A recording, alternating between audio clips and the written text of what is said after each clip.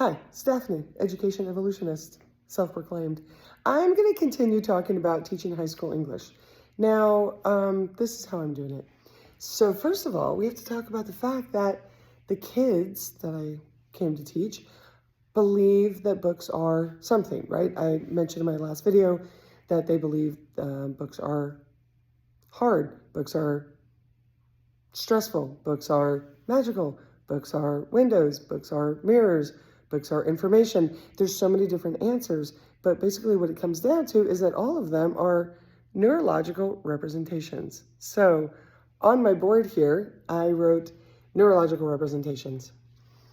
And when the kids can talk about things in their life that are neurological representations, then they realize they can change those neurological representations. Now, that seems maybe strange, but let's take an ice cream cone that you dropped it when you were 3, and you still have a problem eating ice cream cones in that particular situation, or maybe every single time you go to Baskin-Robbins, you think of that cone. That's because that cone is your first cone, the most powerful cone, and the one that reminds you and is a neurological representation of ice cream cones. So books are the same, and I've been trying to explain that if a child has had books put into them with shame, then books are shame. So the books are the things that get affected. So the reason our kids don't reach for books is because they're neurological representations of pain, of shame, of boredom, of other people's answers, of other people's questions, of other people's thoughts, rather than their own. So one thing I've been doing is I have this sticker chart, and if they notice a neurological representation in their lives, they get a sticker for the class. There's no competition, class to class. It's just for fun. Tell me about it. So this student said to his grandpa on Friday of last week, he said, "Hey, Grandpa, every time I see a grill, I think of you. It's a neurological representation of you because when I come to see you, we always grill." And the grandpa's like, "What does that mean?" So just kind of interesting. It changes the thoughts from, let's say, the materialist paradigm, right? We're kind of opening the kids' thoughts. Then when I bring up ethos, logos, and pathos, which are 3 of the best things that, I don't know, the most interesting things English teachers talk about, then we can see how ethos, logos, and pathos are used to manipulate people, often to change their neurological representation of something. So up there too, I think it's backwards too, but also what we're doing is that they get stickers for that too. So actually what I'm doing is changing the neurological representation of words and ideas and thoughts and getting gold stickers for it, and eventually I'll make chocolate cake. So the chocolate cake is also a neurological representation of we thought outside the box. I know it's a lot, right? But I wanted to tell you what my 9 days have been like. Now, the kid who said the grill, and kind of important because, anyway, there's a lot of things. He's a great kid. So then the other day he goes, "Hey, I think that phones are, my parents took my phone from me." And he's like, and then when it was gone, I realized it was a neurological representation of my own mini universe. And I'm safe from dangers with that. I'm like, oh, that's so interesting. And then the next day he said, so he has a book at home. It's called Scythe. And he happened to take it from the teacher that took my place at my old school, where I originally came up with all of this introspective, independent literacy, right? So he took this book, Scythe, from this friend of mine, which is kind of funny. It's Tucson has 1 million people, but he took the book from her. So he took the book out and he realized too that book is that it's also a mini universe.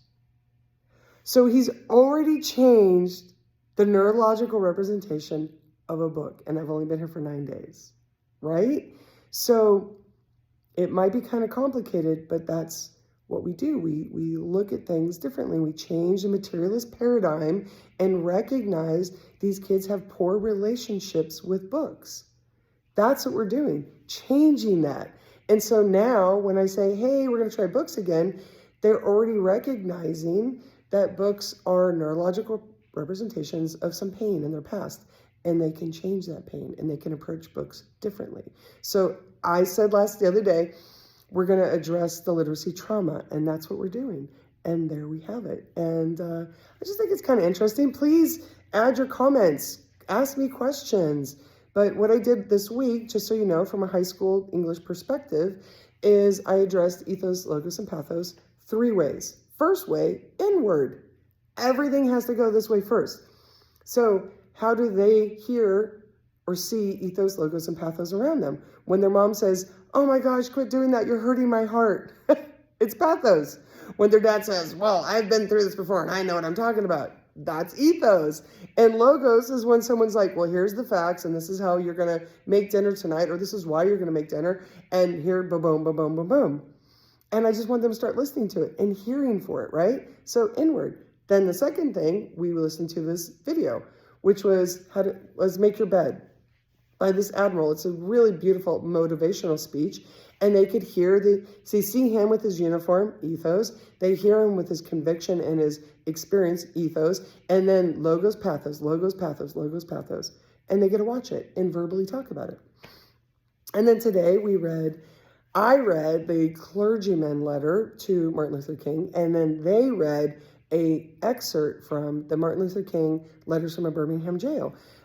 And that thing is filled, it's written in ethos, and then they can start to see now the ethos, it's written in ethos, and they can start to see the logos, pathos, logos, pathos, logos, pathos. So if you want to convince somebody of something, these kids are starting to realize in just 5 days, how you use your authority, but not in a ego way. And you're like, "Well, I know because I have this experience, and this is what it'll do for you, and this is how it will change things." And you give them actual logos and pathos over and over and over again. And that's the most convincing way to change someone's mind. And that's how we teach, not, "Hey kids, everybody open up to page 3 and blah, blah, blah, blah, blah, blah, blah." Not like that. They've been involved in all of these. It's been so exciting. And very soon we get that Donors Choose done, we're going to have all those books. So next week I will update you on a few things. And then the week after, we're going to start reading and really going to give you an update.